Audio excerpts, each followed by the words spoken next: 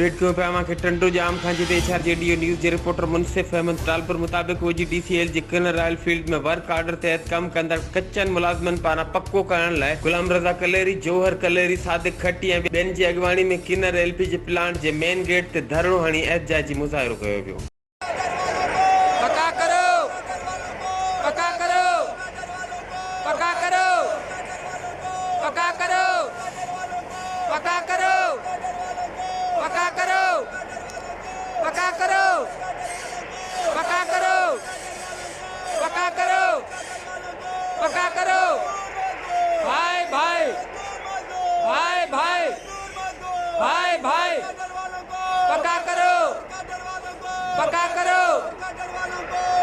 हुन मौके ते एहतजाज जी अॻवानी कंदड़ मीडिया सां ॻाल्हाईंदे चयो त ओजीडीसीएल जे किनर रॉयल फील्ड में वर्क ऑर्डर ते कम कंदड़ मक़ामी माण्हुनि खे 12 सालनि जो अरसो गुज़रण जे बावजूद पक्को नाहे कयो वियो। हिननि जो वधीक चवण हो किनर रॉयल फील्ड में कम कंदड़ गैर मक़ामी मुलाज़िमनि खे बिना देर पक्को कयो वञे थो, पर 12 सालनि खां कच्चे में कम कंदड़ 55 मक़ामी मुलाज़िमनि खे 12 सालनि खां वधीक अरसो गुज़रण जे बावजूद पक्को न कयो पियो वञे।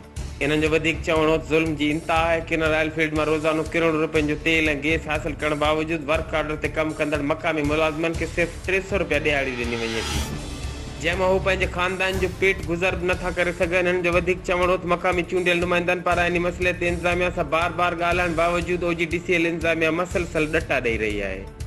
हिननि सुप्रीम कोर्ट ऑफ पाकिस्तान ऐं ॿियनि आला इदारनि खां मुतालबो कयो त ओजीडीसीएल इंतिज़ामिया पारां सख़्त महिनत ऐं ईमानदारी सां कमु कंदड़ मक़ामी मुलाज़िमनि खे एतिरो घटि अजूरो ॾियण जो फौरन नोटिस वठी साणनि इंसाफ़ कयो वञे। एचआरजेडीओ न्यूज़ ते हिन वक़्त ताईं बसि एतिरो ई। वधीक ख़बरनि ऐं अपडेट्स लाइ ॾिसंदा रहो एचआरजेडीओ न्यूज़।